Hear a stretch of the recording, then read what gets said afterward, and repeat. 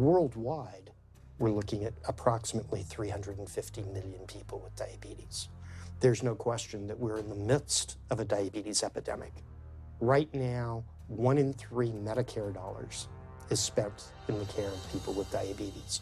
1 in 10 total healthcare dollars is spent on people with diabetes. There's no question that this is a major problem. What in particular is the correlation with the diet and diabetes? I'm not going to get into that. Into diet? No.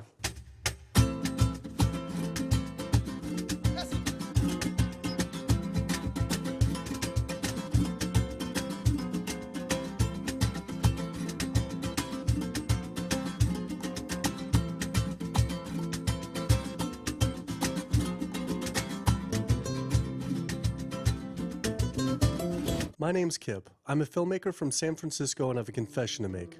I'm a recovering hypochondriac. Like so many of us, I have a family history of diabetes, heart disease, and cancer. My dad had his first heart bypass at 49, his second at age 50. My grandpa died young from diabetes complications, and both my other grandpa and grandma died of cancer. I was always paranoid that I would also get one of these diseases. Like any good hypochondriac, WebMD Symptoms Checker was essentially my browser's homepage. Even in my teens, I took Metamucil every day and a daily aspirin. I read all the latest self-diagnosis books. I ate every multivitamin I could get my hands on, and I was obsessed with bodily functions. I followed all the large health organizations' recommendations for preventing disease. I exercise regularly, don't smoke, don't drink soda, get enough sleep, reduce stress, and grew up eating what I thought was a healthy diet. Until... World Health Organization this morning has classified processed meat such as bacon and sausage as carcinogenic, directly involved in causing cancer in humans. Processed meat is clearly linked to an increase in cancer. Hot dogs or bacon could be just as dangerous as smoking cigarettes. The World Health Organization had looked at over 800 studies from 10 different countries, finding a direct link to consuming processed meat and cancer. Just one serving of deli meats daily increases your risks of colorectal cancer by 18%. I had no idea that what we ate affected cancer rates, but I never felt like I had eaten a lot of processed meats until I realized that processed meat includes hot dogs, bacon, sausage, salami, ham, pepperoni, cold cuts, and deli slices. Basically everything I grew up eating.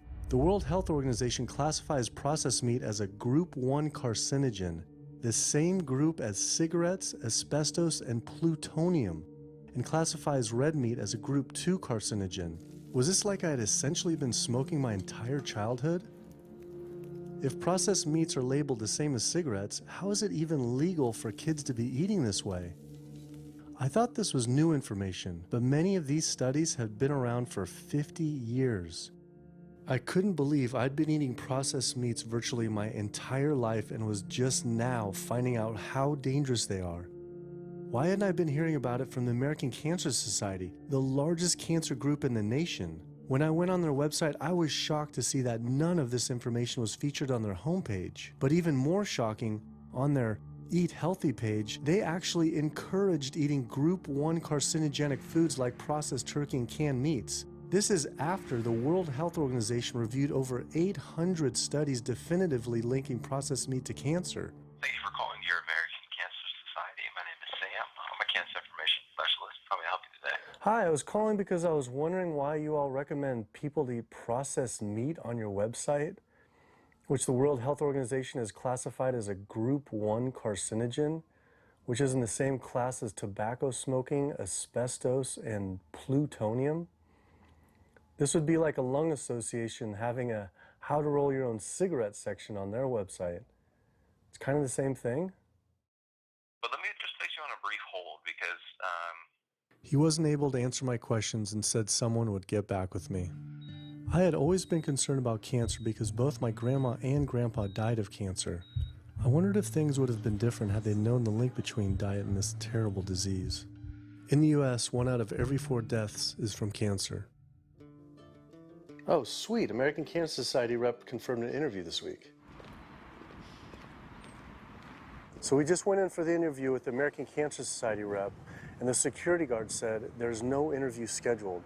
So I went into my phone, and it turns out last night, after I told her that the interview is going to be about the correlation between diet and cancer, she said she could no longer do the interview. After repeated emails asking why she was declining my interview to simply talk about diet and cancer, she stopped responding altogether. Why would an American Cancer Society rep not want to talk about this?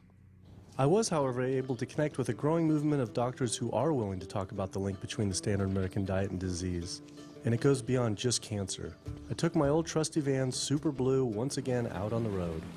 2/3 of adults are now overweight or obese, and we have an epidemic cascade of debilitating disease that's overcoming the country. There's no way we can sustain the current style of care with the epidemic that we're creating with our diet and lifestyle choices. The diabetes, the arthritis, the heart disease, the dementia, the obesity, the cancers are affecting about 70% of deaths. All the data is that those 70% of deaths and morbidity are largely lifestyle related and preventable. Most kids by age 10 in the U.S. already have fatty streaks in their arteries, the first stage of atherosclerosis leading to heart attacks, strokes. Here in American medicine, we operate from the disease model. We are in the business of treating sick people. We are not in the business of trying to prevent people from becoming sick. When you look at chronic disease risk, all the things that we walk around worrying about, actually dietary choices trump smoking when it comes to those risks. If I could deliver one message to the researchers who are looking for the cause of diabetes and the cause of clogged arteries and the cause of high blood pressure and the cause of obesity, I would tell them the answer's in 3 words. It's the food. It's what Americans are eating. Today, with 2/3 of Americans being overweight, clearly there's a food issue. In the next 25 years, 1 out of every 3 Americans will have diabetes. My name's Michael Abdallah.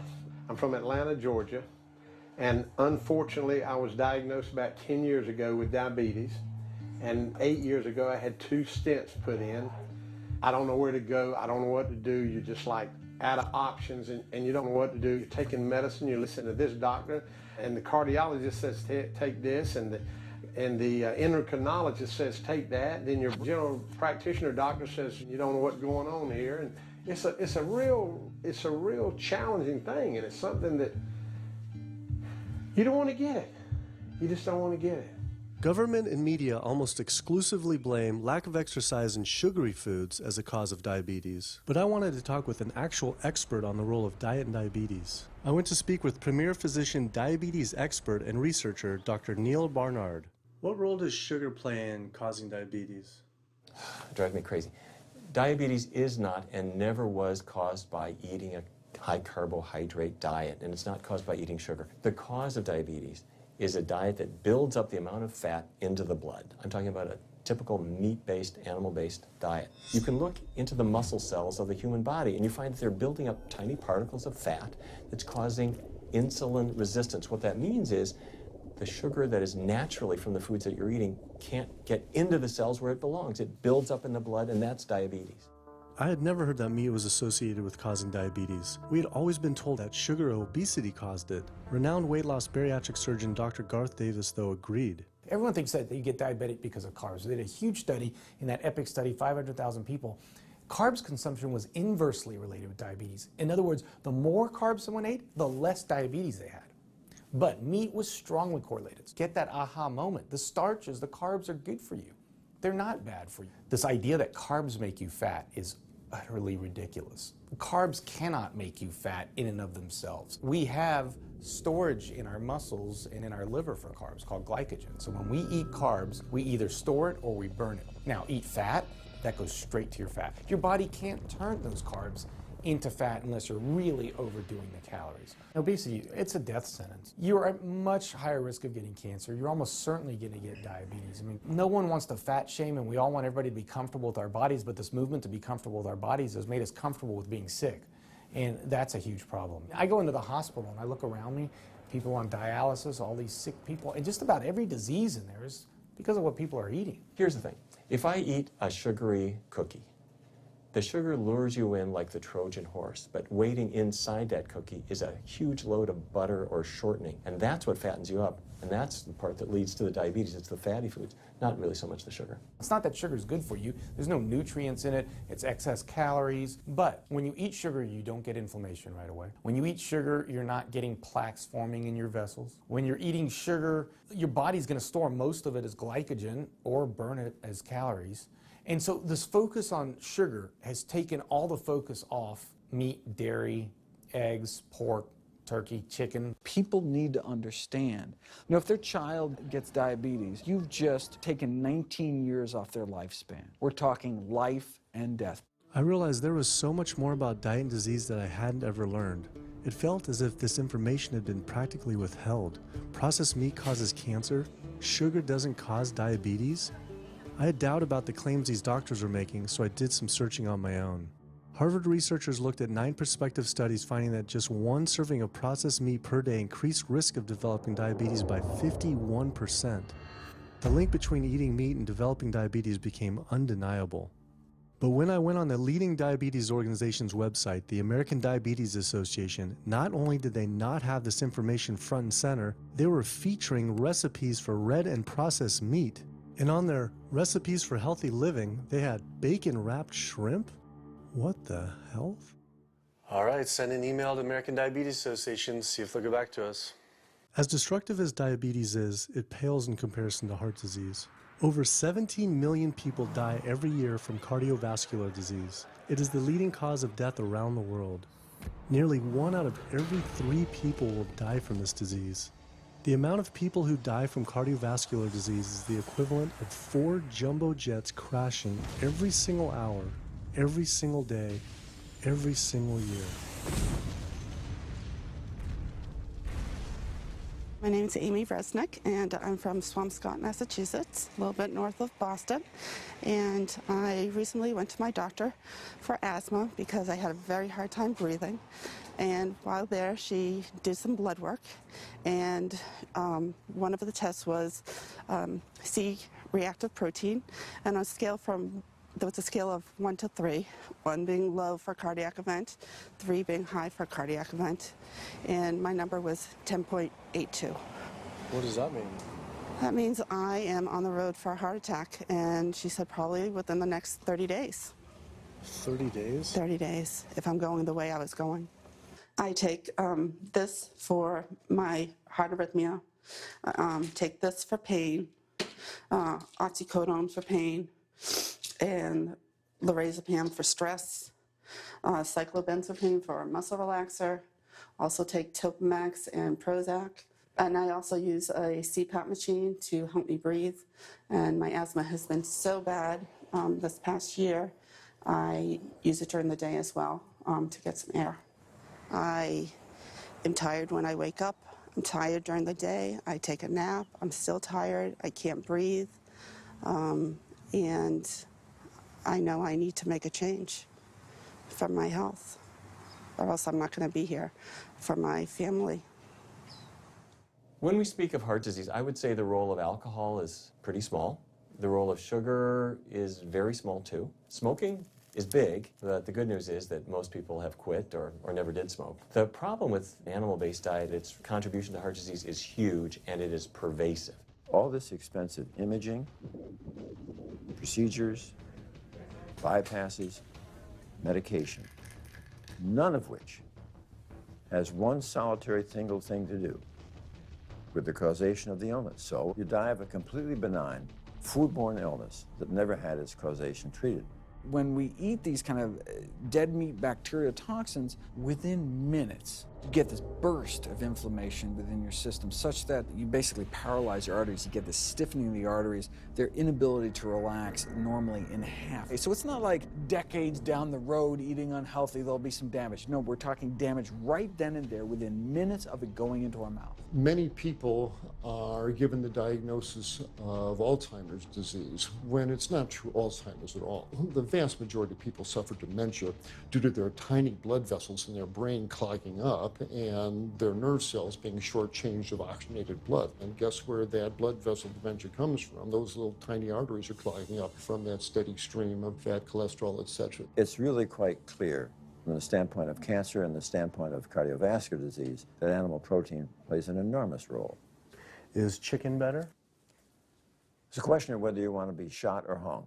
The flesh food that I would eliminate from the American diet would be poultry, would be turkey and chicken. A brilliant advertising campaign has convinced people that, oh, it's white meat, it's healthier. The leading source of sodium in the American diet for adult is chicken. It can be labeled all natural chicken, but be injected with this salt water, I think up to 800 milligrams of sodium. Heterocyclic amines are clear-cut carcinogens, and they can form in any kind of meat as it's heated, as it's cooked.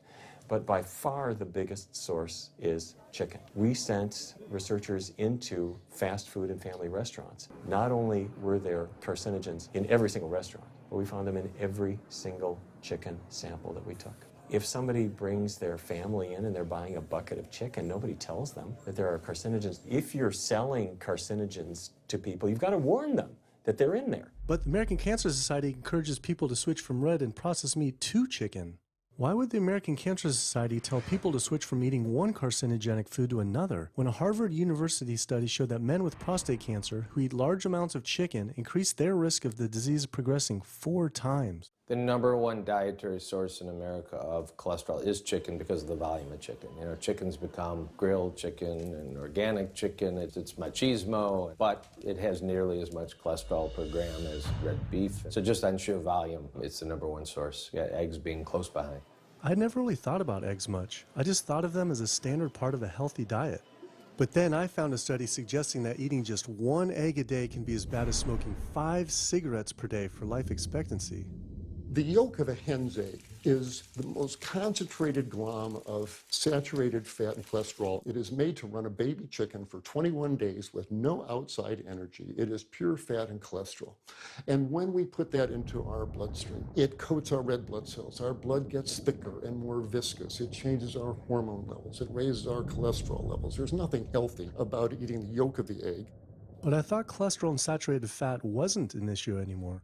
You know, these saturated fat studies that have come out trying to vindicate saturated fat, this is a campaign by the dairy industry, right? #1 source of saturated fat is dairy. It's not meat. 2008, the global dairy industry got together at a meeting and explicitly, read their agenda, was to neutralize the negative impact of milk fat by regulators and medical professionals, unquote. So what did? They funded studies. The main study that started the whole saturated fat media craze was funded by the National Dairy Council. The egg industry similarly funds studies that confuse consumers by making claims that eggs don't negatively affect heart function. That is, only when compared to eating a McDonald's sausage McMuffin? So what they're really saying is that eating eggs is just as bad as eating a McMuffin. When you eat foods like beef or steak or a processed meat, a hot dog, you're not just getting saturated fat. You're also getting other additional toxins that are in that food. There's heme iron, carcinogens, processing chemicals. This is all a lot more complicated than just looking at saturated fat. You know, the strategy is not on making their products any safer. The strategy is to just try to confuse the public, to introduce doubt. You know, there's a famous tobacco industry memo. It's called "Doubt is Our Product." That's all they had to do. They didn't have to convince Americans that smoking was healthy, right? They just had to introduce doubt. Then they would win.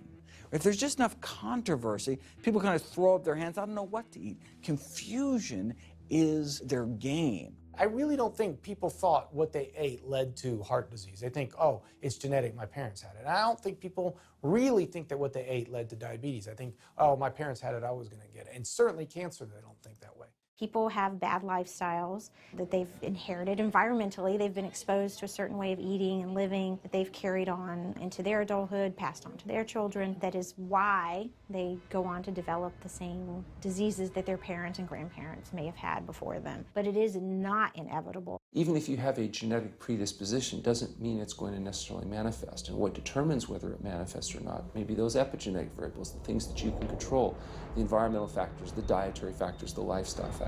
So we can actually change the expression of genes, tumor-suppressing genes, tumor-activating genes, by what we eat, what we put into our body. So, you know, even if you've been dealt a bad genetic deck, you can still reshuffle it with diet. I had always thought that I would develop heart disease at a young age because both my dad and grandpa had heart attacks. I was taught that they were genetic, but their heart attacks probably had less to do with genes and more to do with their diets high in meat. That's why when I went on the American Heart Association's Heart Healthy Recipes page, I could not believe they had an entire section on beef recipes. This was just like the American Cancer Society encouraging eating Group 1 carcinogens on their site. Meatloaf, pork loin, steak on your recipe list? Are you kidding me? It's like this menu is trying to give people heart attacks. At your website, we noticed Heart Healthy Recipes, and we were kind of bewildered by why there's a bunch of recipes on, a whole section on beef recipes, and there's also a section on egg recipes when there's such a strong link between beef, red meat, and heart disease. I honestly don't know because I don't do that, I guess. That's not what I do. Another organization rep that wasn't able to answer my questions, but he said that he'd have someone get in touch shortly. I was, however, able to talk to the president of the American College of Cardiology, Dr. Kim Williams. So the American College of Cardiology is a 47,000 member and growing organization with a dedicated mission to reduce heart disease and to improve patients' lives. And if you look at the incidence of hypertension and diabetes and mortality in men, they actually get reduced as you go higher and higher in terms of how much you restrict animal products. What about fish? So fish is a little different. You've got the 4 worries, which is PCBs, mercury, saturated fat, and cholesterol. And the cholesterol is all over the place. You can hit tuna in water, that'll be almost less than a glass of milk, to salmon or tilapia, which is higher than a pork chop. If you look objectively at fish, what you find is they've become essentially mercury sponges. And that's why in many parts of the country they warn you, don't have more than so many of these fish a week because it's getting too much mercury can kill you. Fish are eaten by bigger fish who are eaten by bigger fish, and these pesticides and herbicides bioaccumulate in the fish flesh. And these big fish, including the salmon, which people think is the healthiest fish, truth is the amount of pesticides and herbicides in the flesh of these fish are shocking, and they have estrogenic and cancer-promoting properties in them. They'll say, well, but don't sardines have less concentration of toxic waste product than other ones? Something being less toxic doesn't make it healthy. It just makes it less toxic. Farmed fish is by no means healthier. All the antibiotics that these animals have to be fed, similar to chickens and turkeys kept in confinement. These fish get infections. They get fungal infections, they get bacterial infections. You've got to feed them antifungals, antibiotics, and these substances accumulate in the fish flesh as well. I always knew that pollution was bad for our health, but I had never thought about the environmental pollutants affecting food. Dioxins, being the most toxic man-made chemicals known to science, cause all sorts of things. They cause endometriosis, they cause cancers, they cause endocrine disruption problems. Most of your exposure, 93% of it, comes from eating meat and dairy products because it climbs up in the food chain so effectively. So you can get exposed to living near these incinerators and breathing it, but it'll take you 14 years to breathe in as much dioxin as a cow will ingest by eating the grass in one day. And that dioxin will accumulate in its fat, which includes the milk and the meat, and anyone eating meat or dairy products is going to get that dose of dioxin, so it climbs up the food chain every step. Men have no way in their bodies to get rid of dioxins, but women have 2 ways. They're both involving having a baby. One is that dioxin crosses the placenta into the growing infant, and the other is that it comes out from the breast milk. So if you have a meat and dairy consuming mother breastfeeding that infant, then the highest impacts of toxic exposure like mercury and dioxins will go to that infant.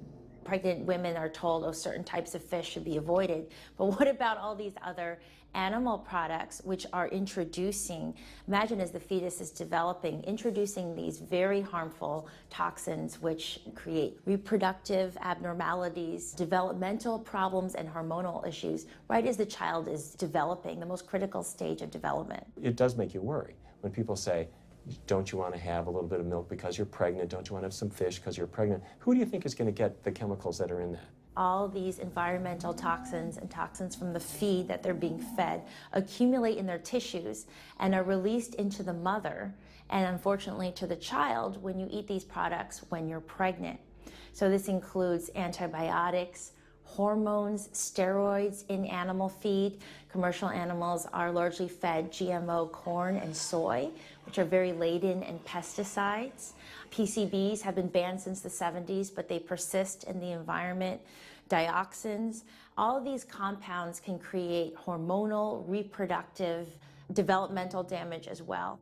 Eating organic beef, poultry, pork, or fish will not help you avoid contaminants like mercury, like dioxins, like strontium-90, because they fall out over all sorts of farm fields and water bodies, and they don't skip over the organic fields. And so really the contaminants are coming in regardless of how these animals are raised.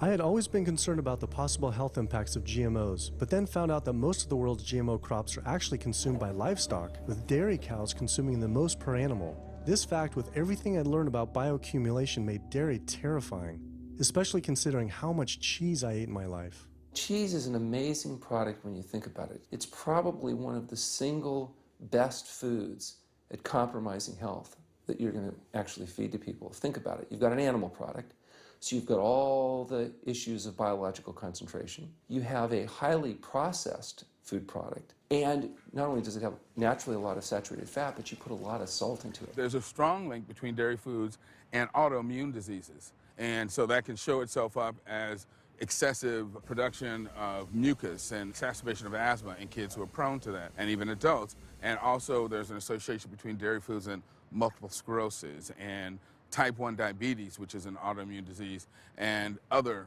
rheumatologic problems. Cow's milk is baby calf growth fluid.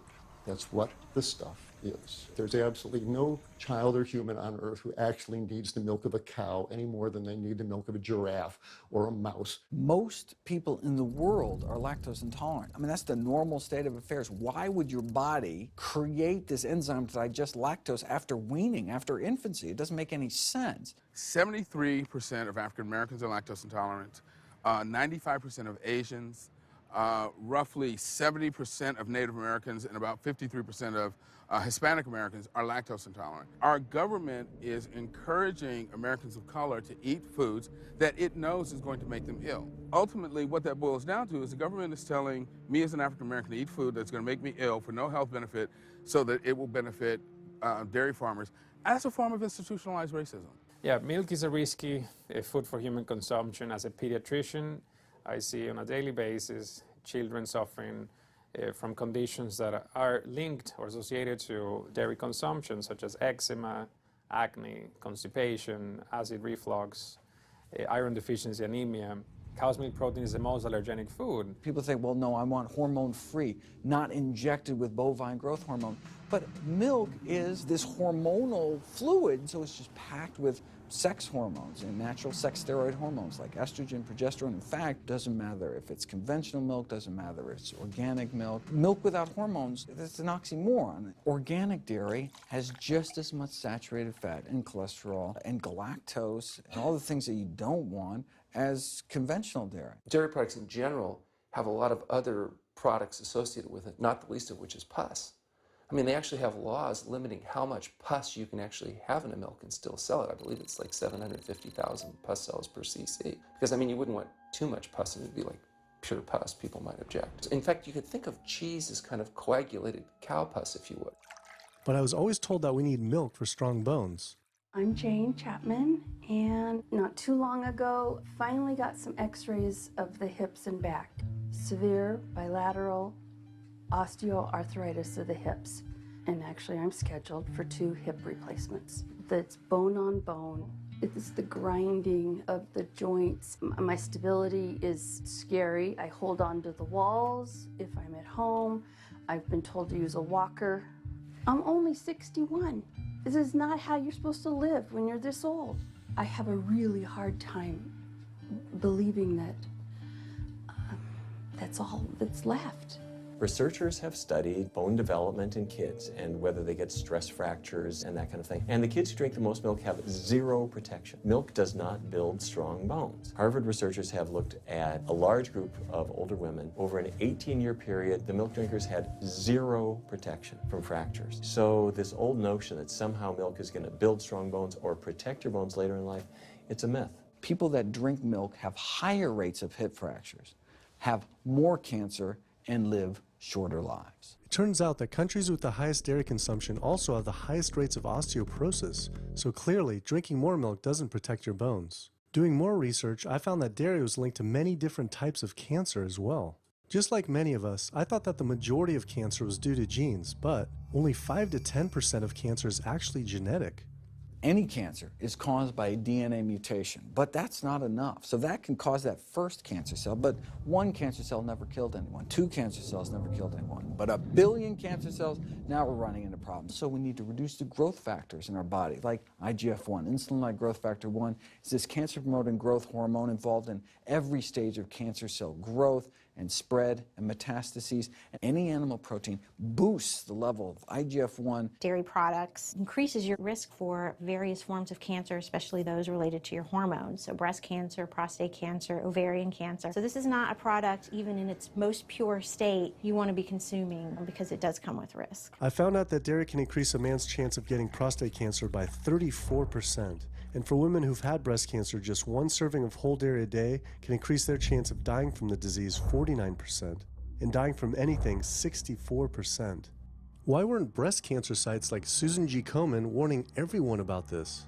For calling Susan G. Komen, this is Jocelyn. How may I help you? So we're wondering why you don't have a huge warning about the dangers of consuming dairy on your website when there's a direct link to breast cancer.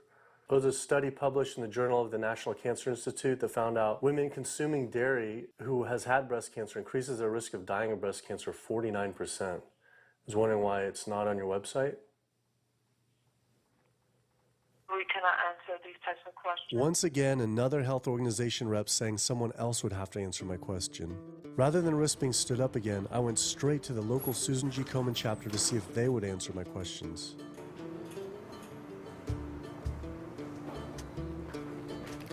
They didn't want to answer my questions in person either, and told us to stop filming, but promised they would connect me to the national office directly.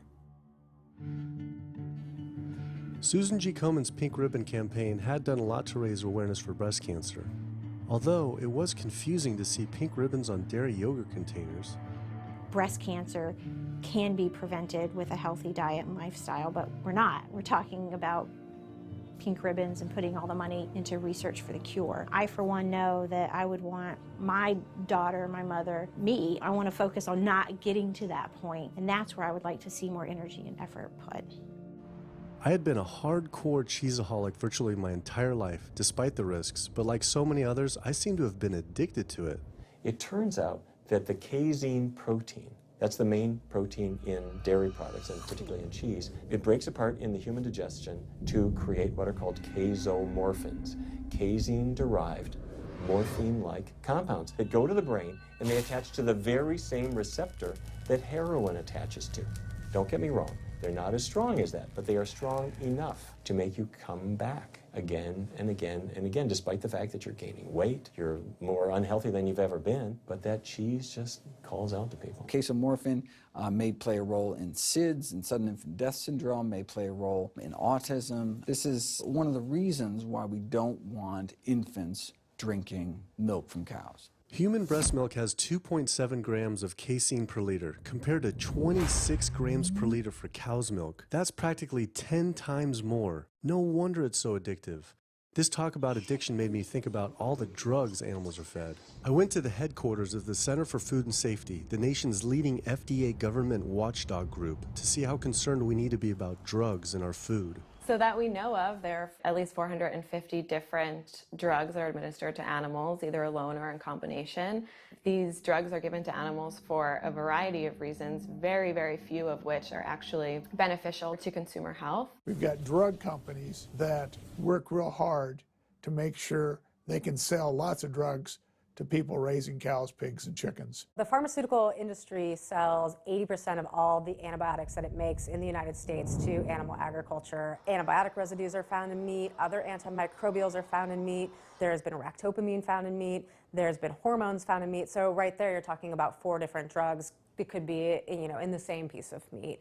The pharmaceutical company is supposed to show the safety of animal drugs. They're not really testing to see what the impacts of these drugs are on humans. They're really looking to see what the impacts of these drugs are on animals. When we try to get information on some of the health studies and the environmental studies, from federal agencies, we get back page after page of blacked out information because the company claimed confidential business information. Consumers have no idea what is in the products that they consume. So how sick something makes me and how bad it pollutes the environment is a secret for a company.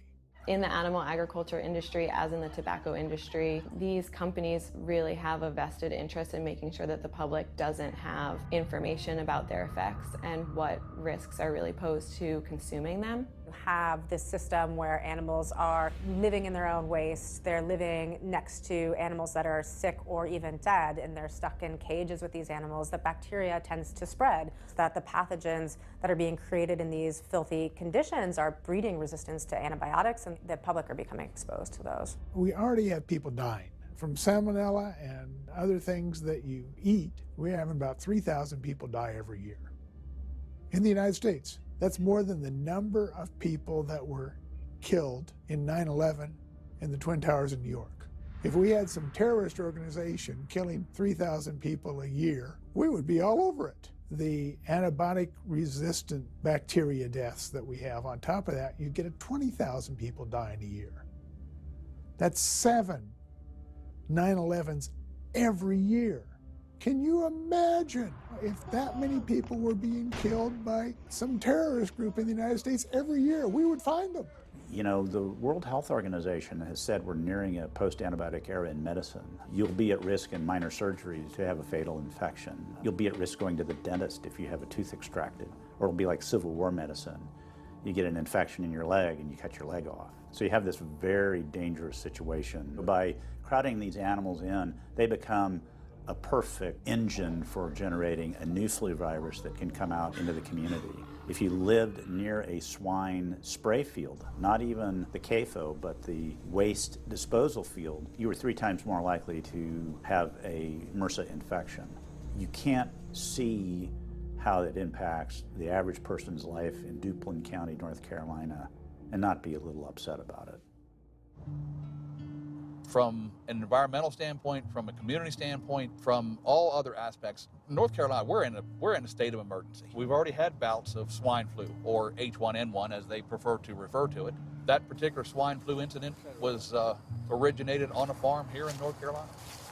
There's approximately the same number of hogs in North Carolina as there are people. Between 8 to 10 times the amount of feces is produced by a hog, an adult hog, as compared to an adult human. 10 million pigs in North Carolina produce the waste equal to 100 million humans. This is the equivalent of the entire U.S. Eastern Seaboard flushing their toilets into North Carolina, but there is no waste treatment. The pigs' waste falls through slats in the floors of the sheds they are forced to live in. It is then pumped into giant waste pits, which leach into rivers and streams, and is pumped out unfiltered onto fields, further polluting the environment and neighboring health. When you go back and you look at where these hog facilities are located, there's a disproportionate number of them that are located near communities of color, low-income communities. It is definitely a human rights issue. My sister, she have asthma, and you know, her brother, he have asthma. He's 3, and we don't know what she might have. I have asthma, I have sinus, I have sarcoidosis, that's the bacteria, and I have a pacemaker, which is 6 sinus syndrome. But you know, mostly everybody in this neighborhood got asthma or either cancer.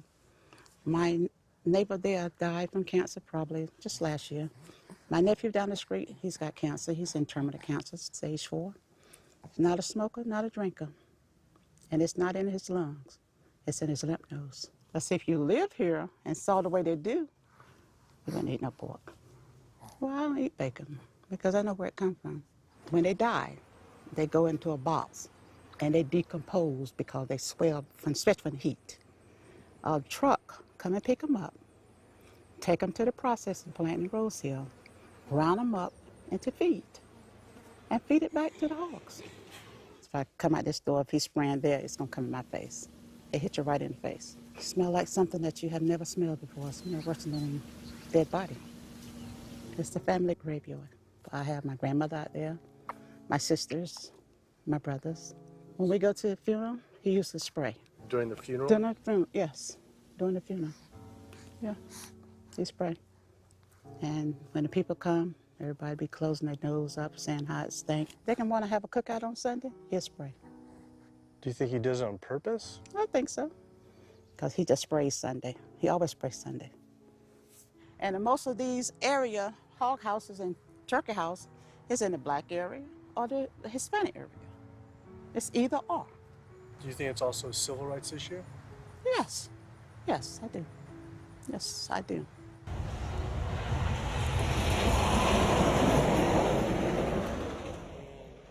There have been times in the past that I have gotten ready on the Sunday, gotten ready to go to church and come out, and the smell was so strong that I had to go back and regroup because it got in my clothes and I just couldn't go to church smelling like hogs, you know. I just couldn't do it. So I don't think the government cares.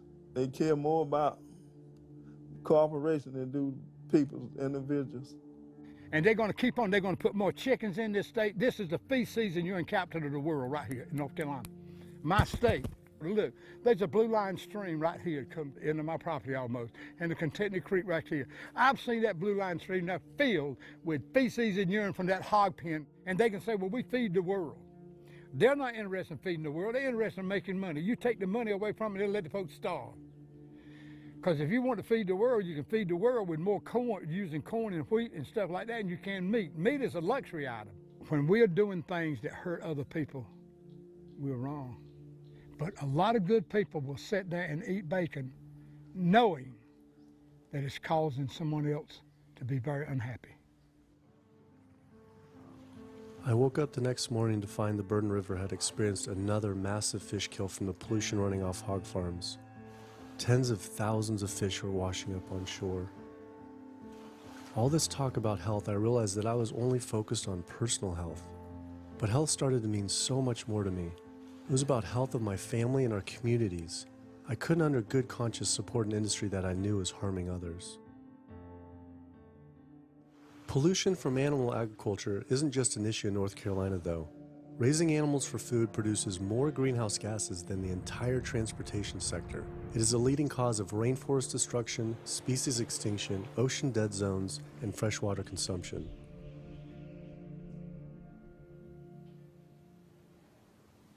American Diabetes Association actually finally got back and they agreed to an interview. Preparing for the American Diabetes Association interview, I took a look at their diabetes diet and meal plan recommendations, and they were loaded with foods associated with causing diabetes.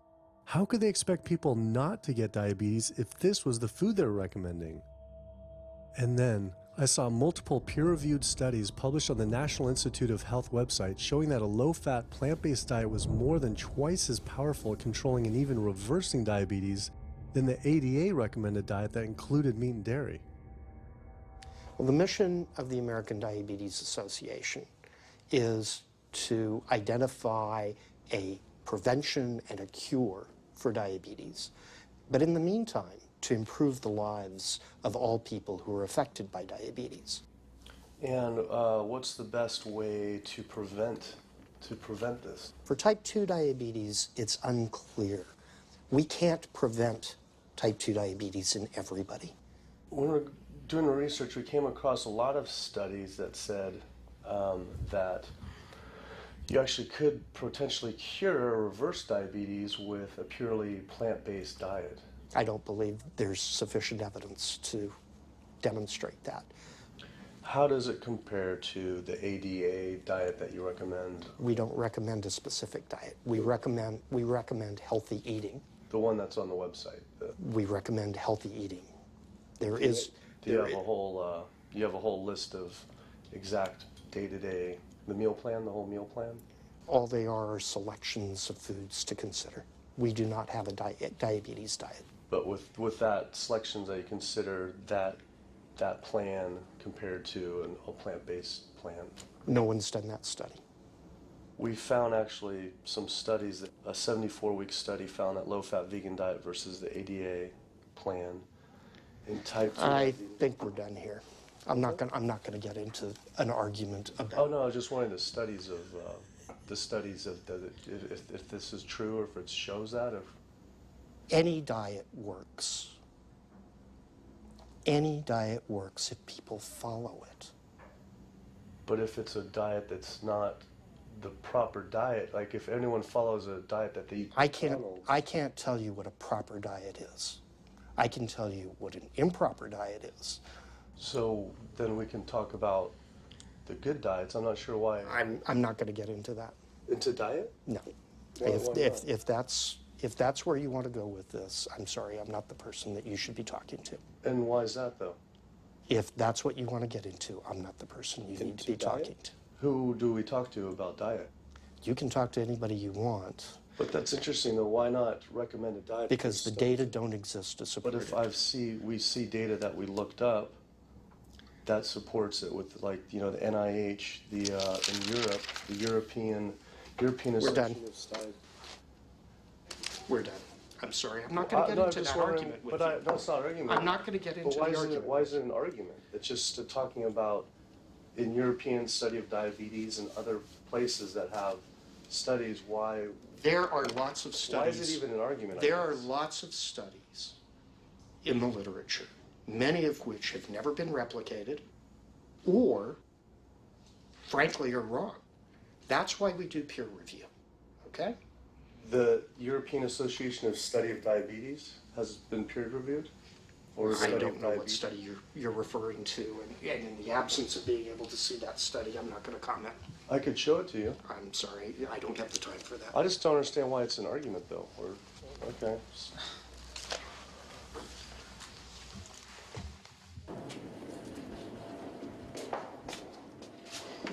That was interesting. What he wanted to talk about was people living longer with diabetes. But once you mention eliminating diabetes or prevention, oh, whoa, now you cross the line. Prevention and cure, whoa, let's not go there. Not only did Dr. Ratner, the chief medical officer of the American Diabetes Association, not want to talk about diet, but the fact that he had such an emotional reaction to my question made it feel I was digging into something that he didn't want uncovered. I had always thought there was no prevention for type 1 diabetes, but then I did research and came across countless studies referencing the link between exposure to dairy at a young age and type 1 diabetes. I mean, this is a food made for baby cows. Cow milk protein gets into the bloodstream, and the body says, hey, this isn't supposed to be in the bloodstream. It makes antibodies to the cow milk protein, which then attack the pancreas and destroy the pancreas. How is this possible that ADA wouldn't have this forefront on their website? Why wouldn't they be warning all parents about this, even if there are only a slight chance? Why were they recommending people to actually eat these foods linked to diabetes? It seemed all of the large health organizations were encouraging people to eat the very foods linked to the diseases they're supposed to be fighting against. American Heart Association promoting beef, American Cancer Society promoting processed meat, pink ribbons on dairy products, and bacon-wrapped shrimp on American Diabetes Association. And then it all came together. What if?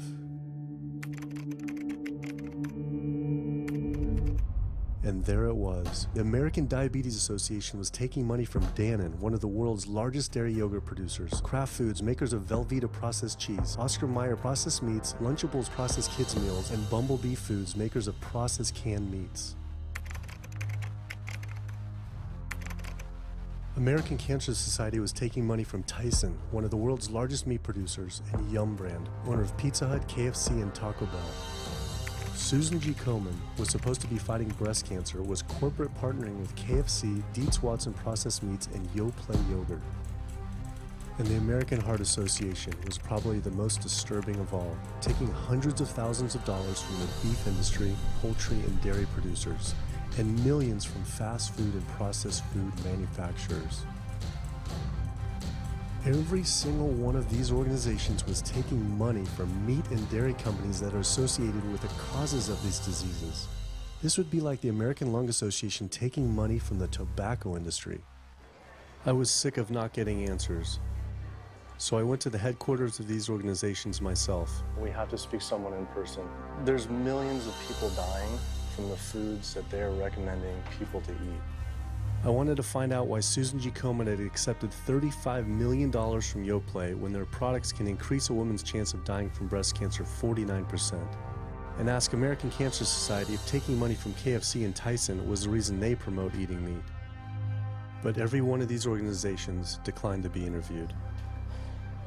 What's really sad is that we cannot trust information from these leading health organizations like the American Heart Association, the American Diabetes Association, because they are taking money from the very industries who are causing the problems that they're supposed to be helping to prevent. So that makes the truth something that you are not going to be hearing, as far as nutrition goes, from these organizations. Well, that would be the end of their funding, that would be the end of their jobs, that would be lawsuits, they would bring the entire catastrophe down upon their heads, and they would essentially disappear as organizations. This one time I got invited to a charity fundraiser for the American Diabetes Association. And I showed up, and they had a whole buffet, and it was all just animal products. I remember like a big thing of barbecue chicken.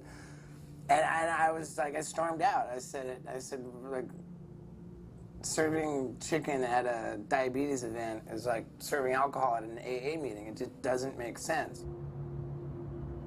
We had scheduled to film an interview with a prominent surgeon, but before we could get inside the building, the hospital's media relations manager stopped us. Actually, I understand that Dr. said that you could film here today, but unfortunately that's not going to be able to happen. I know that he advocates for patients changing their diets, but the hospital makes money off these surgeries, and the reality is he does too. So we can't do anything that's going to negatively impact the hospital, so unfortunately you're not going to be able to film here today. I was sickened by how open she was about the hospital being more interested in profits than people's health. But it wasn't just this hospital or these organizations. Even the U.S. government is involved too. Every 5 years, the U.S. Department of Agriculture creates dietary guidelines for Americans. The committee who writes these guidelines has been made up of individuals who have received money from McDonald's, the National Dairy Council, the American Meat Institute, the National Dairy Board, the National Livestock and Meat Board, the American Egg Board, Dannon, candy and sugar companies, Coca-Cola, and Anheuser, just to name a few, which means we are getting our dietary recommendations from the very industries that are killing us. And when the USDA, makes a pyramid or a power plate every 5 years for the American public, they're going to guarantee that on that plate are going to be foods which, when consumed, will result in millions of Americans perishing. The USDA, which is supposed to be protecting us, has two missions. It's supposed to protect us, and it's supposed to protect the producer. And guess what? When those two come head to head, they usually choose the producer. In internal documents uncovered by Dr. Greger, the USDA admitted that eggs cannot legally be called nutritious, low-fat, part of a balanced diet, low-calorie, healthful, healthy, can't say it's good for you, or even safe. Yet they still promote these products to the American people through federal checkoff programs. If you ask somebody if they've heard of the checkoff program, the odds are they haven't, although daily they are seeing the messaging that these programs produce. So checkoff programs are responsible for the messages that we see on TV, on the internet, on bus billboards and magazines that say things like, milk, it does a body good, or milk life, beef, it's what's for dinner, pork, be inspired, the incredible edible egg. The dairy checkoff program gave $12 million to Domino's to just market cheese-heavy products. And this is the USDA, this is the government. If you've seen those ads for the Pizza Hut pizza, the stuffed crust, or a pound of cheese, those are all government advertising schemes for the industry. How can we put more cheese on beef? How can we put more milk in a coffee? Things like that to just drive consumption of these just unbelievably unhealthful products. So McDonald's, for instance, has 6 people staffed full-time, according to records we found, whose salaries are paid for by this government program, but funded by the producers who are regulated by it. And these 6 people sit there at McDonald's headquarters and just come up with ideas. Triple cheese decker McCheese muffin stuffed bacon cheese slider? With extra cheese? Yes. You don't think of it on a day-to-day basis that these are government programs. The Wendy's bacon double cheeseburger, government program. The steak fajita at Dunkin' Donuts, government program. You would just never think that this just pure garbage from a food standpoint is coming from a federally funded program. That's one of the things that makes checkoffs so incredibly creepy, is that it is our government telling us, eat more beef, drink more milk, eat more cheese, eat more pork. One of the very effective ways that the dairy industry promotes its products is to reach children. because kids are impressionable, they're going to be consumers for their entire lives, and you might as well get them while they're young. So dairy spends at least $50 million promoting its products in public schools throughout the country with posters with people with milk mustaches and messages like milk does a body good or milk life. Targeting young people, right? The tobacco industry had to keep replacing their customers who are dying with new customers. The meat industry knows they have to target young people. That's why we have these foods in schools and marketing messages at a younger and younger age for kids to get hooked on all the wrong kinds of foods. So there's all kinds of parallels. School districts where processed meats are all over the place. Maybe it's going to be bacon on the menu, sausage, hot dogs, or pepperoni pizza. Any of those things are processed meats, and those are pretty much the worst of the worst with a direct link to colon cancer. And yet you have every day in the schools meal items with processed meats. If the Surgeon General puts warning labels on tobacco because of their cancer risk, why aren't the same warning labels on meat? Based on the publicly available data, we know they spend at least $557 million promoting their goods through checkoff programs. We know that they spend at least $138 million lobbying Congress. We expect that they spend a good deal more than that in figures that simply aren't publicly disclosed. The industry's lobbying power is so strong that they can create laws and push through legislation that doesn't benefit Americans in any way, such as ag-gag laws that criminalize whistleblowing or photographing abuses by this industry. Activists in the U.S. can be charged as terrorists for disrupting the profits of any business that uses animals under the Animal Enterprise Terrorism Act, to the even more ridiculous ones like cheeseburger laws. A cheeseburger law is a law that says a plaintiff cannot recover against a manufacturer, distributor, or retailer on the theory that the food made the plaintiff obese or caused an obesity-related disease. Cheeseburger laws are a direct response to a problem that the tobacco industry has had. Big Tobacco has paid $400 billion to state Medicaid programs. Cheeseburger laws proponents say, we don't want to see the same kind of thing happen to the meat and dairy industries. The fact that these laws are based on a model template called the Common Sense Consumption Act is actually ironic, because what they're saying is, you, the consumer, should have the common sense to know that our food is bad for you. I've often typified the meat industry to people who maybe don't understand its power and reach, as it's got all the money of big tobacco and big pharma, and it has the personality of the National Rifle Association. So any little thing that comes up, man, they beat it to death. Robert Martin wasn't exaggerating. When the profits of the egg industry were threatened by egg alternative company Hampton Creek Foods, extremely disturbing emails were uncovered by Ryan Shapiro and Jeffrey Light. We uncovered documents demonstrating the American Egg Board considers Hampton Creek, quote, a crisis and major threat to the future of the American egg industry. The American Egg Board considers a successful egg replacer company to be such a threat that they joke on their government email addresses about murdering the CEO. In internal government emails with the heads of the egg industry, they suggest having the CEO of Hampton Creek, Josh Tetrick, murdered, including a menacing email from the executive director of the American Egg Board.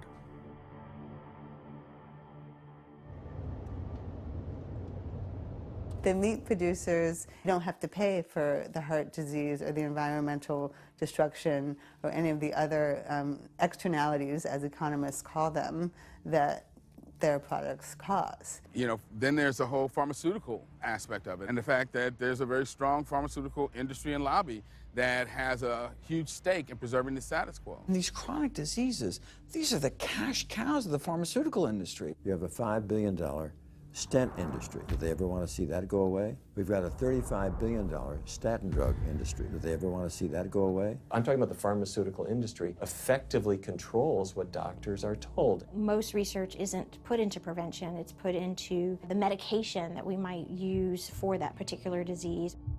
I'm on 2 different high blood pressure medicines, 6 asthma type medicines, even after 4 years of shots. And then another medicine to help take care of side effects from some of those medicines. I'm on high-level antidepressants, a couple of different pain meds for my back and hips. I'm taking about 16 drugs, not counting the insulin in the morning. I take insulin in the morning, insulin at night, 32 to 34 units of insulin. Lantus to be exact. Some of these meds are for diabetes. This is for peeing. I have to use this for my prostate, and then I have to use this for the heart, and I have to use this for blood pressure. And it's just on and on and on and on. The doctors are telling me this is what I've got to do for my whole life, and it's frustrating, and it's very stressful, and I don't know how long my liver's going to last taking all this stuff. Under conventional medical treatment, whether it be for autoimmune disease or even conditions like high blood pressure or diabetes, you're told that you have to take drugs, and not just for a week or a month or a year. You're told you have to take drugs forever. You're guaranteed that if you follow your doctor's advice, you'll be sick forever. You'll never get well. That's the guarantee. Because the strategies are all about manipulating the symptoms, not dealing with the underlying cause. You come in with that diagnosis, you get a bunch of pills that have nothing to do with the disease causation, or you get these procedures that have nothing to do with disease causation. It's a deception to say this pill will help you unclog your arteries, this one will save you from a stroke. No, it doesn't. The people who take the statins, etc., they still get their heart attacks, they still get their strokes. This does not reverse disease. This does not make plaques smaller. This is a fraud of massive proportion. In the U.S., treating chronic disease such as heart disease, cancer, and diabetes is a $1.5 trillion industry. That's the GDP equivalent of the 10th richest country in the world. I went back and dug deeper into the health organization's funding, and there it was again. These organizations were accepting millions of dollars from pharmaceutical companies that are making billions of dollars from the very same diseases these health groups are supposedly trying to end. It seemed like a major conflict of interest, unless ending these diseases isn't really the goal. The pharmaceutical industry spends more money on lobbying than any other single industry. Just like animal agriculture, they are so powerful they write their own laws that have had activists in prison to silence them. Government's in bed with anyone that gives them the most money, which is the pharmaceutical industry, which is the animal ag industries. Like, they are pumping the government full of money and resources, and in return the government's giving them what they want: subsidies, imprisoning activists that go against them. And I think it's quite telling that these industries are working so hard and spending so much money to criminalize people for simply taking a picture, for simply recording what's going on inside of these facilities and making it known to the public. They're behind walls, they're underground, they're in these secret facilities that no one knows about. But if they did, they would be shocked and outraged. And I think people would not want to think that their pharmaceuticals, that their food are coming from these places. And that's why I think it's the ag laws are what they are, is because they are trying to silence people into not speaking out and not showing the truth. I finally realized how deep the collusion truly is between government and these industries, and how dangerous it could be to expose them. These concerns intensified after meeting the USDA whistleblower who revealed mad cow disease in the U.S. meat supply. USDA operates like the military. So when I got on TV and that, right away USDA sent out memos to all the veterinarians and food inspectors. If anybody from the media ever contacts you, do not talk to them. Refer them to Washington, D.C., and we will talk to them. So right away, shut up everybody. American public should be very concerned about this. What's going on with USDA? Here in the United States, we have at least 4 cases of mad cow disease, but I'm almost positive there's more cases than that, but the government isn't looking for it. So what you're saying is that there could be already mad cow disease in humans. Right, and I think a lot of it was misdiagnosed. With the Alzheimer's or dementia, it takes several years, you see the progression, but to make it easier, these doctors just sign off on it as dementia or Alzheimer's without actually taking a biopsy of the brain to see if it's that, or is it actually a prion disease like Creutzfeldt-Jakob disease or mad cow disease. Do you think it's safe to eat meat? I personally don't think it's safe to eat it because of the fact how the line speeds are increasing, and also our inspectors are not well trained enough. At the present time, the line speed now is going about 220 cows an hour. That gives you about somewhere around 4 cows per minute, so that's 15 seconds per cow. These dangerous slaughter speeds means that animal waste ends up everywhere. Testing shows 88% of pork chops are contaminated with fecal bacteria, 90% of ground beef, and 95% of chicken breast sample contain animal waste bacteria. There is nothing clean about eating this way. But it just isn't waste, it's also pus-filled infections. You can see there's a bump or some kind of abscess underneath the hide. Most of the time when the hide's pulled off, Either that will open up the abscess and the pus will come out, or if it's deep-seated, when the inspectors are doing their work or the company employees, they might stick their knife into an abscess and it explodes all over the place. I had heard enough. I was utterly disgusted by the corruption, the greed, the disease, and the abuse I was learning about. The very animals we were killing us and the planet. But so many people eat meat and dairy every day of their lives, and we are so concerned about getting enough protein. Do we have to eat meat to get complete protein? Oh my God. Oh my God. You want me to jump off this building, don't you? No. Well, first of all protein is made by plants. I'll state that again for the record. All protein is initially made by plants, all of it. And it is not necessary to eat animal tissue in order to get protein. Only plants have the ability to actually take nitrogen from the air, break those molecules apart, and incorporate that nitrogen into amino acids and then make protein. Any protein you get from an animal is simply recycled plant protein. If you ate a diet that was calorically adequate, and even things like brown rice and broccoli, and you got enough of it, you'd get enough both quantity and quality of protein. 2,000 calories of brown rice and broccoli is going to be about 80 grams of protein a day, including the essential amino acids that you need in order to maintain optimum health. I mean, grains are loaded with protein. Beans are loaded with protein. Vegetables are loaded with protein.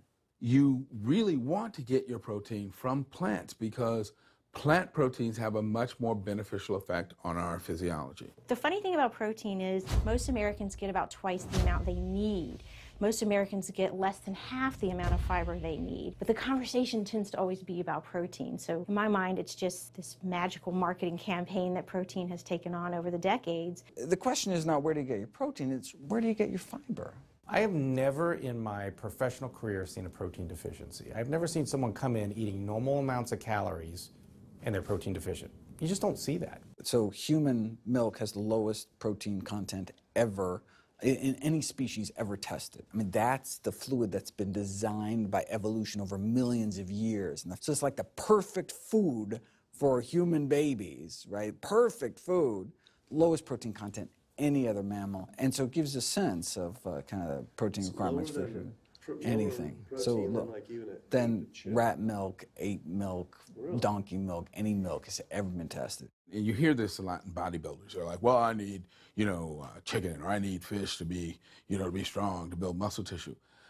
That is utter nonsense. The largest, strongest terrestrial animals on the planet are all herbivores. The biggest, strongest animals are all herbivores. When we bring in people and they're on meaty diets and we transition them to a plant-based diet, we always track what they're eating. Their vitamin intake goes up. Their nutrition overall goes up, dramatically better.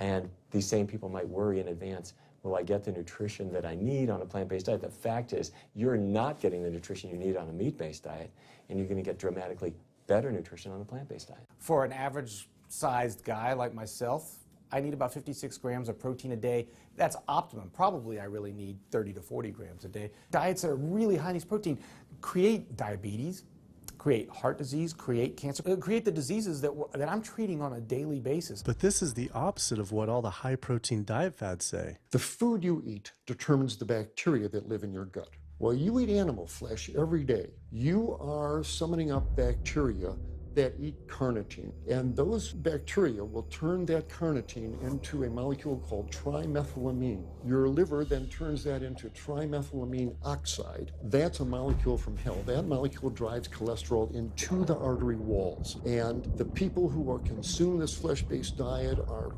contributing to plaque building up. They may lose weight on this diet, and that's good. But what's happening inside your arteries, paleo friends? What's happening is that plaque is building up, and these are the folks who drop dead at the gym at 39. Oh, he was lean and he looked really good.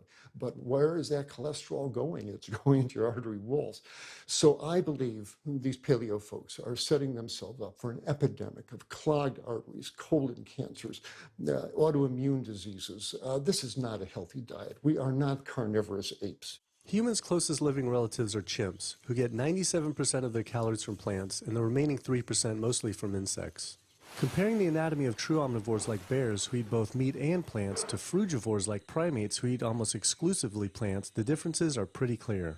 Frugivore teeth have flat molars for chewing plants, where omnivore teeth are serrated for stabbing and tearing flesh. Frugivore jaws can move forward and back and side to side. Omnivore jaws cannot. Omnivores have much stronger stomach acid for digesting meat compared to less acidic stomach acid of frugivores. The intestines of frugivores is 9 times their body length compared to 3 times for omnivores. This is because meat will putrefy in the gut unless it is moved through quickly. If humans were indeed true omnivores, we would need to change our physiology and appearance quite a lot. But we fit every requirement of a frugivore. We may behave like omnivores, but anatomically, we're frugivores. Human beings, unlike bears and raccoons, and to some extent dogs, don't have that mixed anatomy and physiology that you see in the true omnivores, and thus we are not true omnivores. In humans, the canines have become really small and rounded and actually function like accessory incisors. They're utterly useless for ripping and tearing anything other than an envelope. So the idea that the mere presence of the canine somehow means that we're supposed to eat meat is silly. He was right. I always thought my canines were for meat, but what kind of animal could I actually kill and eat raw with these tiny teeth? The thought alone was disgusting. I mean, everybody loves a smoothie made with fruit and even some vegetables, but if you think about putting a fish or a piece of beef in a blender and grinding it up, the thought is absolutely repulsive. All these diseases I had learned about were from eating a diet our body wasn't designed for.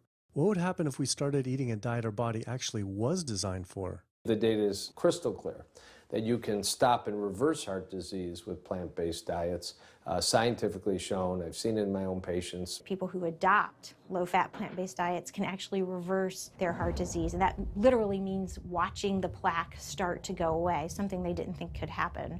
My experience with patients is, and those studies show, that when people adopt a fully plant-based diet, their cholesterol levels plummet within a few days. And if you do blood tests in a couple of weeks, you'll see dramatic improvements. Yes, your numbers are going to look great within a week or two. Your cholesterol can come crashing down. In fact, if you're on medications, your doctor may have to pull off your blood pressure medication so your blood pressure don't drop too low because it can work too good. Like that, the side effect is not having to take drugs. In a groundbreaking study published by Dr. Esselstyn following patients suffering from cardiovascular disease, 99.4% were able to avoid major cardiac events by going plant-based. Because it's not just heart disease. It's hypertension, it's diabetes, it's strokes, it's heart attacks, it's several of the autoimmune diseases, lupus, asthma, GERD, osteoporosis. I mean, there's a multitude of diseases, even rheumatoid arthritis. It can be so dramatic. When you see these poor souls with just absolutely crippled with rheumatoid arthritis go plant-based, then they come off their medication. I wanted to follow up with Jane Chapman, who had been suffering from severe osteoarthritis, and I could not believe what I saw after only a few weeks of fasting and changing her diet. So those are so amazing. See, like this only a few weeks later. I know. From going from the walker, needing wheelchair assistance at the airport, to strolling down the street, enjoying the fresh air, the sunshine. 2 weeks. It's all it took, 2 weeks to get off all the meds and start to feel the inflammation just kind of drain out of the body, where the movement was much easier. Just a lot of healing occurred very, very rapidly just by doing the right things for your body. When you're treating diseases with drugs, you know, there's one drug you take for cholesterol, a different class of drugs you take for high blood pressure, different class of drugs you take for diabetes. But with diet, a plant-based diet affects all these diseases, one diet to kind of rule them all. The impacts of eating this way go far beyond ourselves. By getting rid of heart disease alone, we would save up to $48 trillion in the USA, 3 times the US GDP. Conditions like high blood pressure, you don't have to take the drugs the rest of your life and be sick forever.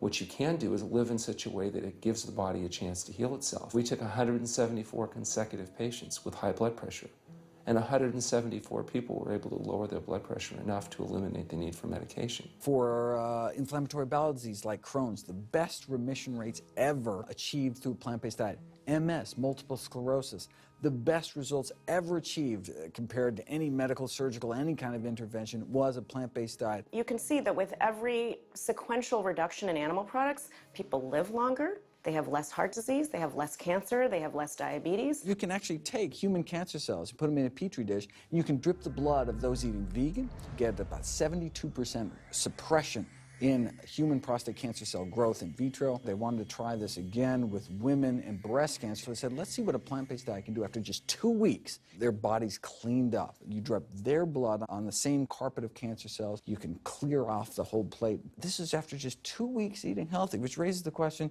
what kind of blood do we want in our bodies? My background is in industrial and systems engineering, and that was my career path for a long time until I got thyroid cancer, and everything changed from there. I decided that I wanted to try alternative methods and treatments rather than have surgery and have my thyroid removed, which meant I'd be on medication forever, and I didn't want that. I just started reading how a plant-based diet can heal the body, and it has worked for so many people. So I immediately just switched to a completely whole food plant-based diet. After a year, the cancer was completely gone, and my thyroid had shrunk to normal size, and I was completely free of that. This was tough to believe. Couldn't this all just be from eating healthier though, like no sugar? Turns out Dr. Walter Kempner from Duke University back in the 1940s was reversing some of our worst killer diseases with diet alone. And the diet he was using was not only strictly plant-based, but it was made up of white rice, fruit, and table sugar. And he was reversing diabetes, he was reversing malignant hypertension, reversing heart disease, the diabetic complications, reversing diabetic blindness. So these people basically had death sentences, went to him, and were given basically sugar, this horrible diet, but it was strictly plant-based. If this information had been around since the 1940s, why don't all doctors know this? We're not taught about the power of food in medical school. No one is taught that the changes that we make with our diet are probably the single most powerful thing we can do to determine our destiny. It trumps our genetics. Why isn't your doctor telling this? Odds are your doctor never learned any of this. In fact, there was even a bill introduced just mandating physicians get 7 hours nutrition training every couple of years, just to kind of stay on top of it. And who came out against that? The California Medical Association. Even the family physicians, the surgeons, all the mainstream medical groups came out opposed. It's 7 hours. That's a lot, even if it's over 1 4-year period. So they're not just kind of neutral, but they're actually actively opposing nutrition education. Ironically, when patients come to doctors with questions, they assume that the doctor knows something about nutrition, and so it's kind of a double whammy that doctors haven't been taught much about nutrition. Why don't we hear about this from dietitians when nutrition is their entire specialty? Turns out the American Nutrition and Dietetics Association puts out nutrition fact sheets written by the industries themselves. The industries pay $20,000 per fact sheet and explicitly take part in writing them. So you can learn about eggs from the egg industry, and you can learn about lamb from the lamb industry. This would be like learning about the benefits of smoking from the tobacco industry. When people are eating meat, I think of it as a bit like smoking. It's sort of Russian roulette. You may not get diabetes, but your chances of getting diabetes, about 1 in 3. You may not get cancer, but your chances, if you're a man, about 1 in 2. A woman, 1 in 3. Your chances of gaining weight, 2 out of 3. It's not all diet, but most of it is. The best thing that you can do to make sure that you empty all those bullets out of the chamber and you're not taking risks with your health is to get the animal products out of your diet and eat healthy foods.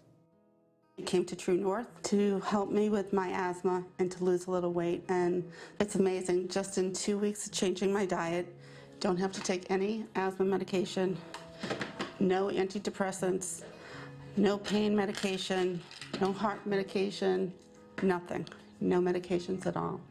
And it's just incredible. I was taking Oxy and Advil, and I was taking 800 milligrams of Motrin 3 times a day just to get through the day because I was in so much pain. And now, nothing. Wow. Nothing at all. 2 weeks. 2 weeks, So 14 days. All that medication are completely off. Completely off everything. It's just been so frustrating to me because I went to so many different doctors for help, and I tried so many different medications to help me with my asthma, and nothing helped, and I was stuck on the couch for the last 10 months, unable to breathe. And now in 2 weeks' time, 14 days, I'm off my medication, and I can breathe, and I feel good, and I can walk. My life has changed, and it only took 2 weeks of a whole plant-based diet. That's incredible. Yeah. That is incredible. It really is. is. That's amazing. It really is. I feel so blessed and so good and just so happy to be doing this, and I'm hoping that I can be a role model for other people and not be pushy about it, because everyone's going to do it in their own time. But thank God my time is now. So. Thanks. Thanks. As powerful as Amy's story was, I knew for some, eating 100% plant-based would still seem extreme. I think there's this sense that everything's okay in moderation, right? But we haven't seen that moderation works. There really isn't a study that shows that by eating meat and eggs in moderation, you can actually turn your heart disease around and get better. But I know people who've given up meat and they felt sick. Yeah, it's unlikely that anybody's symptoms are caused by a dead, decaying flesh deficiency. The lack of highly processed animal food products in the diet is not going to be associated with the causal factor about why they're sick. There is going to be a reason why they're not feeling well, but that's not going to be one of them. So I've had people go vegan, and they come back to me and they're like, I'm hypothyroid, and my doctor says I'm hypothyroid because plant-based diet makes you hypothyroid. I'm like, so what does your doctor tell all his meat eaters that are hypothyroid? Well, what's an animal flesh or dairy that you can't get in plant-based? Cholesterol, heterocyclic amines, E. coli. You know, if you think about it, there is nothing in an animal-based diet that you can't get in healthier form somewhere else. The only other vitamin is vitamin B12. It's not made by plants, not made by animals either, made by little microbes that blanket the earth. So because the way we live in our sanitized world, unless you're eating bacteria-contaminated foods, we need to get a source of B12 from somewhere. And so the healthiest, cheapest, safest source is to get a vitamin B12 fortified food or vitamin B12 supplement, not to get it from meat and dairy. What about people who say they have to eat meat for their blood type or their genes? I mean, it's like I need meat because I'm a Capricorn, or I need meat because I have an A+ blood. I mean, it's like, what do you say? No one has to eat meat. I mean, there's no vitamin, mineral, nutrient that you can't get from non-animal sources. Valentine's Day, I decided to go vegan and give up all meat, which was never in my thoughts in a million years, but I've heard so much success from people that are vegan. And so I gave up all animal products whatsoever. I've lost 29 pounds. I've been able to cut my meds in half. I've been able to cut my insulin in half. And now I'm going for the moon. I'm going to cut it all out. In the last 6 weeks, we've just had 3 grandchildren. And my ugly face is going to be around to see them graduate from high school and college. I'm going to be here. My mission is to let everybody know you do not have to suffer from diabetes and cancer and heart disease because someone in your family had it or because the doctors are telling you this is what's going to happen. You can take charge of your health and have a positive outcome just like I did. The reason I'm so committed to this is, my grandmother had diabetes, and I didn't know what I know now about healing the body. And if I did, I feel like she could have lived at least a few years longer. And so it's in her honor that I do what I do. Because I could save someone else's grandmother, aunt, uncle, father from that, So I'm excited about getting the message out there. There's a common belief that eating plant-based is expensive. Not at all. It can be done in a very inexpensive way where you buy foods that are in season and you shop in the bulk bins, and that saves a lot of money. You can eliminate a lot of your expenses on your grocery bill by not buying meat and dairy because those things are expensive. Our meal plan for a family of 4 is $25 per person in the family. 2064 is your total. 2064, whoa. That's for an entire week of food. Really? An exploding movement of elite athletes are utilizing vegan diets to heal injuries, speed recovery times, and enhance their performance. Before I was vegan, I was only bench pressing 315 like 5 times. And then after going vegan, I was doing 400, 425, 465, and I was like, oh my God, this is amazing. I'm vegan and I'm bench pressing 465 pounds. This is ridiculous. And as soon as I went vegan, tendinitis started disappearing. My strength in my right arm started coming back. High blood pressure was going down. You can't be strong and be dying on the inside. That's not strong. That's weak. That's really weak because yeah, you look big and strong on the outside. Yeah, big man. No, but your heart's crying for help on the inside. You're dying. I'm a professional parkour athlete, a two-time world freerunning champion, and more recently I got into Ninja Warrior, where I'm captain of Team Europe as we won USA versus the world. For something like Ninja Warrior and parkour specifically, you really need to have a good strength to body weight ratio. So I was carrying mass that I really didn't need. And when I went vegan, I lost 15, 20 pounds. I was more agile, I was more efficient, more stamina in my body. Just that extra bit of pop that I didn't have before, it just gave me that extra strength. So this is a very vibrant way to live. It can enhance you as an athlete. For me, 100% better athlete than I was before. It unlocked a whole new chapter of my training. The science is there, the health is there, the athletes are there proving that you don't need to eat dead animals to be strong, to be healthy. I started working out when I was 47 years old. All the muscles you see, I gained as vegan. I gained 15 pounds of muscles on my body, eating all plant-based vegan foods. All the aches and pains in my body, it just went away. Because I'm not ingesting so many inflaming foods, the acidic foods that animal products are. Gorillas, rhinos, and elephants, they all get their muscles and strength from eating plants. That's what I do. I travel all around the world for my surfing, and I've always been able to eat vegan.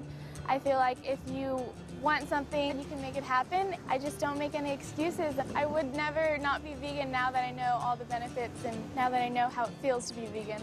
Every aspect of my life has been improved by adopting this lifestyle.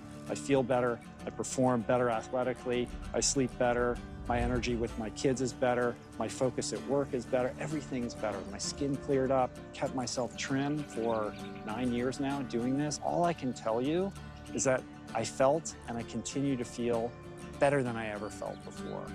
My friend Jason Lester and I were the first people to do this challenge called Epic 5, which entailed doing 5 Ironmans on 5 Hawaiian islands in under a week. An Ironman is a 2.4-mile swim followed by a 112-mile bike and then running a marathon, 26.2 miles after that. So we did 5 of those in a row on 5 different islands in a little under a week. Yeah. You almost die? Yeah. Where'd Did you you get die? So I guess the famous question, where did you get your protein in there? From plants.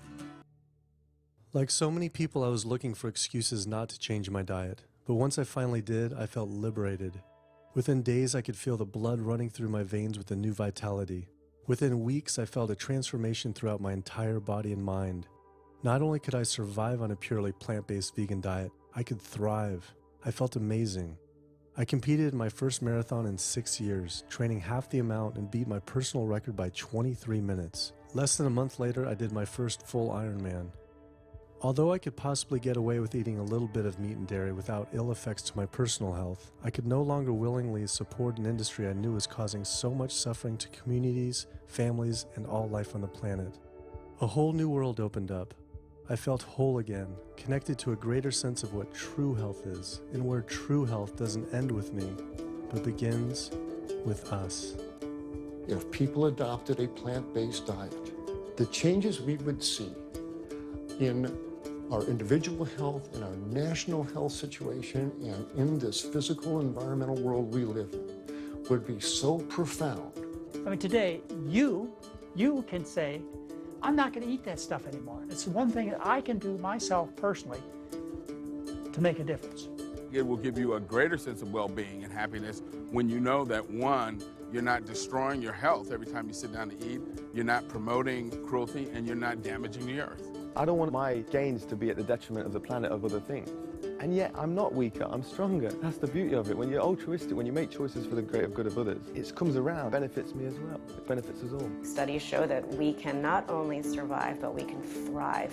I just feel this is a great way to live, not harming other beings when we can be healthy and happier. I love it. It's a great life. I never thought that I could feel this good at this age, and I just want everybody to feel this way. I feel like a 20-year-old. I'm almost 50. Nothing tastes as good as healthy feels, basically. And so the choices that we make every single day, day in and day out, around our food, has the capacity to bring us true health and optimal wellness, not just individually, but collectively, as a species and for our planet. We're not going to live forever, but while we are alive, we can live well. And for me as a doctor, that's what I want to see. Where there's a will, there is a way. And I believe that.